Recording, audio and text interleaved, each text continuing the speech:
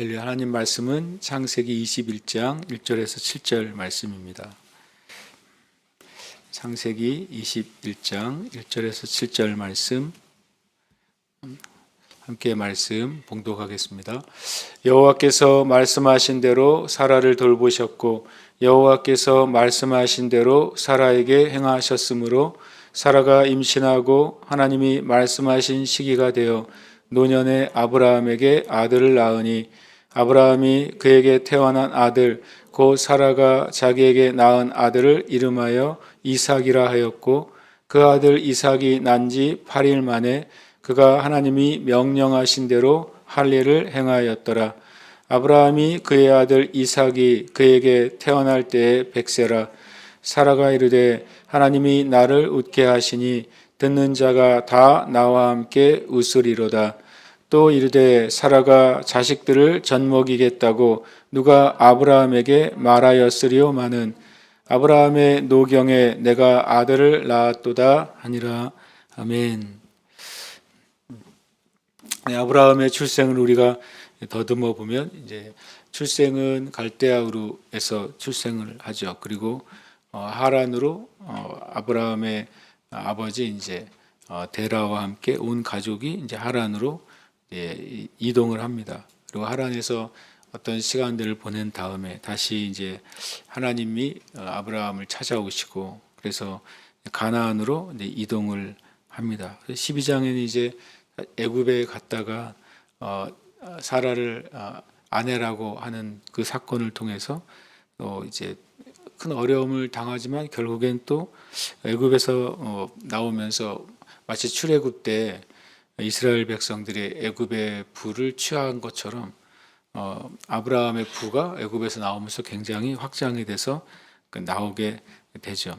그리고 이제 롯과 헤어지게 되고 이제 하나님이 헤브론의 언약을 주시고 우리가 아는 것처럼 이제 소돔과 고모라와 또 북쪽 아람 지역의 왕들과의 전쟁이 있고 그 사이에서 이제 아브라함이 조카 롯을 구출해내는 놀라운 일이 일어납니다. 그때 이제 멜기세덱으로부터 축복을 받고 하나님이 어떤 분이신지를 다시 배우게 됩니다.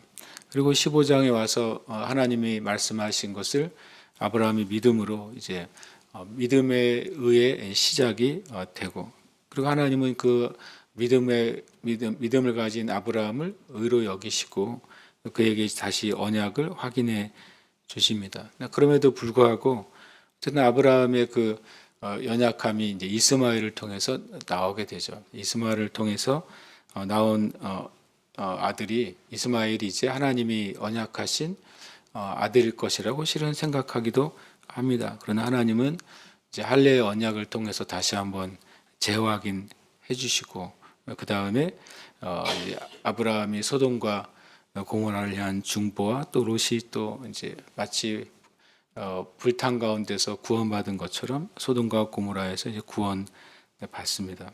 그리고 그랄람 아비멜렉에 또 데려갔다가 다시 똑같은 이슈죠. 애굽에서 이슈와 똑같이 사라를 아내로 한 일 때문에 또 그랄람 아비멜렉과 그 민족에게 큰 하나님의 경고가 주어지고 참 아이러니하게도 이때도 아브라함의 부가 증가하는 일이 일어납니다. 그래서 저는 이제 아브라함이 아내를 사라를 이제 누이라고 한 사건이 아브라함의 어떤 인격적인 결함이나 그리고 아브라함이 믿음 없는 행동이라고 보는 차원보다는 다른 차원으로 보는 것이 좋겠다는 이제 말씀을 그때 그래서 드리게 됩니다. 왜냐하면 아브라함이 말 그대로 자기 생명이 두렵고 그리고 또 아내를 방패의 막에 삼아서 뒤에 숨는 것이었다면 하나님이 애굽 왕을 그렇게 애굽 지역에 저주를 내리시거나 또 그랄 왕 아비멜렉에게 생명에 대해서 하나님 위협하시잖아요. 그렇게 하시는 이유가 있다는 생각을 저희가 나눴습니다. 그리고 나서 이제 오늘 이제 말씀이 이제 이삭이 출산하는 장면이 나타나게 됩니다.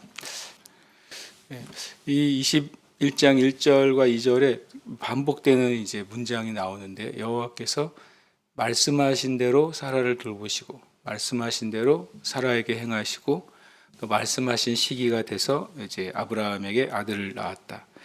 이 성경 표현에 사라를 돌보셨다라는 단어가 나오잖아요. 돌보셨다라는 단어는 파카드라는 히브리어인데 우리가 생각하는 것과 전혀 다른 단어로 원래 해석이 됩니다. 그것은 뭐냐면 방문하셨다라는 뜻입니다. 여호와께서 말씀하신 대로 사라를 방문하셨다. 그러니까 하나님의 돌보심은 하나님이 방문하셨다는 의미가 되는 것이죠. 하나님이 우리 지금도 하나님 나를 돌보시고 함께 하셨어. 그 말은 말 그대로 나를 방문하시고 방문하심 자체가 하나님이 우리를 돌보시는 증거가 되는 것입니다. 근데 하나님의 방문은 항상 두 종류가 있죠. 하나는 하나님의 언약과 축복을 위한 방문이 있고 하나님의 공의와 심판을 위한 방문이 있는 것이죠. 이 사라에게는 하나님이 약속하신 것을 지키시기 위해서 방문하셨고 그리고 말씀하신 대로 사라에게 행하셨다라고 말씀합니다. 그래서 사라가 임신하고 하나님이 말씀하신 시기가 되어 노년의 아브라함에게 아들을 낳았다. 그러니까 실은 아브라함은 처음에는 자기가 집에서 길리운 그 종이 자신의 후사가 될 수도 있다라고 하는 생각으로 시작하죠. 그러다가 이제 하갈을 통해 낳은 이스마엘이 하나님이 말씀하신 자신의 후손일 수도 있다라는 생각까지 합니다. 그러나 결국엔 하나님은 말씀하시고 이루시는 분이라는 것을 아브라함과 사라가 이삭을 낳는 그 모든 과정을 통해서 보여주시는 것이죠. 그리고 하나님의 말씀은 그 자체가 성취하는 능력이 있다는 사실을 성경은 또한 보여주시는 것입니다.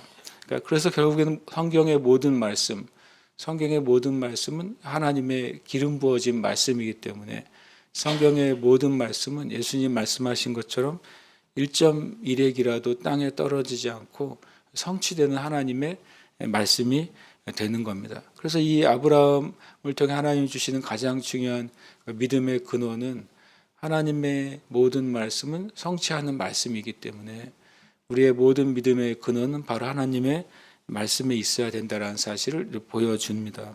결국에는 하나님은 사람의 방식이 아니라 하나님의 방식이죠. 하나님의 방식은 말씀하시고 하나님의 때가 됐을 때 그것을 성취하시고 그것이 하나님의 방식인데 그것을 통해서 일하시는 것을 이 오늘 말씀을 통해서 명확하게 말씀하십니다. 결국에는 모든 하나님의 언약은 그 하나님의 말로 선포가 됩니다. 그것은 우리에게 주어지는 말씀이죠. 하나님의 모든 언약은 그 말씀이 이루어진다는 그 표가 주어져요. 하나님이 말씀하신 것이 이루어진다는 표가 뭡니까? 바로 우리 안에 있는 믿음이죠. 믿음은 하나님이 말씀하신 것이 이루실 것이라는 것에 대한 실제와 확신인데 그것이 우리의 믿음입니다. 그리고 결국에 하나님의 그 언약은 그 표를 가진 자에게 성취됩니다. 다른 말로 하면 하나님의 말씀을 믿고 인내하는 자에게 성취되고 그것이 열매로 나타나는 것입니다. 아브라함이 그에게 태어난 아들 곧 사라가 자기에게 낳은 아들의 이름을 이삭이라고 합니다. 왜냐하면 그 이름도 하나님이 지정하셨기 때문에 그렇습니다. 그래서 이삭은 성경에 처음으로 하나님이 이름을 미리 지정하시고 그리고 이름이 지어진 사람입니다. 아브라함은 태어날 때는 하나님이 아브라함이라고 지정하시지 않았잖아요. 그러나 하나님이 아브라함을 아브라함이라고 이름을 계명해 주시죠. 어떤 면에서 계명함으로써 믿음의 조상으로 시작을 하고 이삭은 태어나기 전에 이름이 먼저 주어집니다. 성경에 이름이 주어진 사람이 여러 명 있잖아요. 그들은 하나님의 구원사의 중요한 역할을 하는 이들이고 그리고 예수님 자신도 태어나기 전에 이름이 먼저 주어지죠. 예수님이 하나님의 언약의 자손인 것을 또 말씀해 주시는 표이기도 한 것이죠. 1절과 2절에서는 하나님이 말씀하신 대로 방문하시고 말씀하신 대로 행하시고 말씀하신 시기가 돼서 그 일이 일어납니다. 근데 이 3절은 그 말씀하신 것에 대한 이 아브라함의 반응을 표현하기를 명령하신 대로라고 말하죠. 하나님은 말씀하신 대로 행하시고 이루십니다. 그러면 우리는 하나님의 말씀 내에서 어떤 태도를 가져야 되는가? 그것은 명령하신 대로 순종하는 것. 그것이 인간이 하나님 앞에 반응하는 방식이어야 됩니다. 이걸 다른 말로 하면 순종한 것이죠. 아브라함은 사라가 자녀를 낳았을 때 이름을 주님이 지으라고 하는 대로 이삭이라고 짓습니다. 그리고 또 하나님이 명령하신 대로 8일 만에 할례를 행합니다. 어떤 이제 해석에 보면 왜 8일이었는가? 유대적인 해석은 아이가 계속해서 생존할 수 있는지 없는지를 결정하는 기간은 한 8일 정도다라고 보았다는 거죠. 왜냐하면 과거에는 유아 사망률이 우리가 생각하는 것 이상으로 엄청나게 높았잖아요. 그래서 8일 동안 아이가 생존하게 되면 이 아이는 계속해서 삶을 살아갈 수 있겠구나라고 하는 시기였다고 말하기도 합니다. 그러나 실은 성경적으로는 8일은 어떤 의미를 가지게 될까요? 8일은 새로운 첫 주의 시작이죠. 신약의 표현으로는 제8일은 안식 후 첫날이 8일입니다. 예수님이 부활하신 날이 8일이에요. 안식 후 첫날. 첫날부터 시작한다면 창조가 완성되죠. 일곱째 날 안식일까지요. 그리고 그 다음 날이 실은 또 다른 일일이지만 한편으로는 하나님의 창조의 시간부터 시작하면 제8일 날이 되는 것입니다. 그래서 예수님도 그 제8일에 부활합니다. 참 신기하게도 어떤 영화 제목이 제8요일이라는 제목도 있어요. 꼭 영적이지도 않지만 어떻게 보면 그 8요일이라는 말은 굉장히 영적인 표현이 되는 것이죠. 이 이삭이 8일 만에 안식 후 첫날에 할례를 행함으로써 이제 하나님이 주시는 새로운 날이 시작된다는 사실을 우리에게 보여줍니다. 먼저 아브라함이 할례를 받았잖아요. 그럼 아브라함의 어떻게 보면 이제 이삭과 배다른 첫째 아들은 이스마엘이잖아요. 이스마엘은 언제 할례를 받습니까? 13살 때 받습니다. 그래서 그런지는 모르지만 하여튼 이스라엘 백성들은 유대인들은 8일에 할례를 행하고 남자가 13살이 되면 성인식을 하죠. 묘하게 그 주기가 맞아 떨어진다는 느낌이 듭니다. 어쨌든 할례는 하나님의 백성이라는 표고 증거가 되고 그 언약에 대한 순종의 증거가 됩니다. 그래서 아브라함은 두 가지 순종을 합니다. 주님이 주신 대로 이름을 짓고 주님이 명령하신 대로 할례를 행함으로 이삭이 처음으로 하나님의 백성의 첫 번째 씨앗이 되는 것입니다. 아브라함이 그의 아들 이삭이 그에게 태어날 때 백세라. 이 백세란 말을 물론 이제 아브라함의 나이를 헤아리기 위해서 이렇게 기록하기도 했지만 마치 앞에 아브라함이 마음속으로 이런 말 하잖아요. 사람이 내가 백세의 아들을 낳으리요라고 마음으로 말하는 게 성경에 나옵니다. 마치 그것에 대한 하나님의 응답처럼 백세의 아들을 낳았다고 성경은 말씀하고 있죠. 사라가 이르되 하나님이 나를 웃게 하시니 듣는 자가 다 나와 함께 웃으리로다. 웃게 하시니 이 표현의 원어의 의미는 웃음 자체가 되게 하시니 라는 뜻이에요. 마치 하나님께서 아브라함을 처음 부르시고 축복하실 때 너는 복의 근원이 될지라 이렇게 돼 있잖아요. 복의 근원이라는 표현은 원어의 의미는 복 자체가 될 것이다. 또 한국적인 표현으로는 복덩어리가 될 것이다 이런 뜻이거든요. 근데 이 말도 실은 같은 용법으로 사용되고 있어요. 하나님이 나를 웃음 자체가 되게 하셨다. 웃음 덩어리가 되게 하셨다. 이런 표현을 씁니다. 그러니까 그리스도인에게 주신 하나님의 복은 그 복이 마치 우리가 걸쳤다가 벗을 수 있는 옷과 같은 것, 아니면 우리에게 잠깐 머물렀다가 어떤 경우가 있으면 떠나가는 그런 같은 것이 하나님이 주시는 축복과 복이 아니라 우리 자신의 존재를 복되게 하시는 것이라는 것입니다. 아브라함에 대한 축복은 아브라함 자체가 하나님의 복의 통로가 됨으로써 아브라함을 통해 동일한 믿음을 가진 사람이 동일한 그 복의 은혜 가운데 들어오는 축복인 것처럼 이 사라가 고백한 것처럼 하나님이 나를 웃게 하셨다. 처음엔 이 사라가 어떻게 보면은 하나님에 대해서 하나님의 말씀을 의심하는 웃음을 처음엔 하잖아요. 어이없다고 생각하잖아요. 어떻게 내가 아이를 가질까라고 피식 그렇게 웃죠. 그러나 실제로 이제 사라가 이삭을 낳고 나서는 하나님이 정말 내가 정말 진짜 희락과 기쁨이 무엇인지를 나타내는 그런 증거가 되게 하셨다는 사실을 고백하는 것입니다. 그러면서 7절에 이런 고백을 합니다. 이르되 사라가 자식을 젖먹이겠다고 누가 아브라함에게 말하였으리요. 그것은 불가능한 것이죠.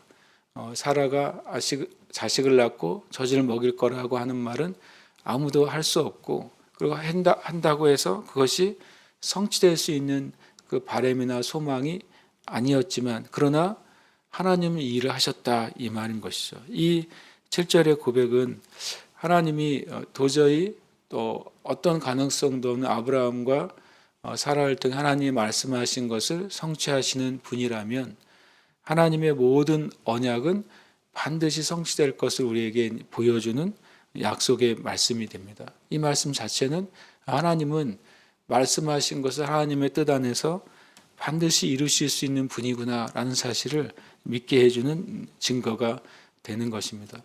여러분 삶 가운데 하나님이 말씀하셨는데 이렇게 말하는 일들이 있을 수 있습니다. 나에게 마치 사라가 자식을 젖먹이겠다고 누가 아브라함에게 말하였으리와 같이 하나님은 내 심령에 약속하셨지만 누가 과연 그 일을 이루겠는가라고 말할 수 있지만, 그러나 하나님은 그 일을 이루시는 하나님이신 줄 믿으시길 축복합니다. 그래서 믿음을 우리가 포기하지 말고 또 믿음의 고백을 포기하지 않을 때 하나님은 반드시 말씀하신 것을 하나님의 때에 하나님의 방법으로 이루신다. 그것을 믿음으로 붙잡으시는 저와 여러분 되시길 축복합니다. 함께 이 시간 기도하겠습니다. 하나님의 약속은 믿음 안에서 언제나 참이며 실제임을 알게 하시고 말씀하시고 이루시는 하나님을 온전히 신뢰하고 의지하는 교회와 성도가 되게 하소서. 함께 기도하겠습니다.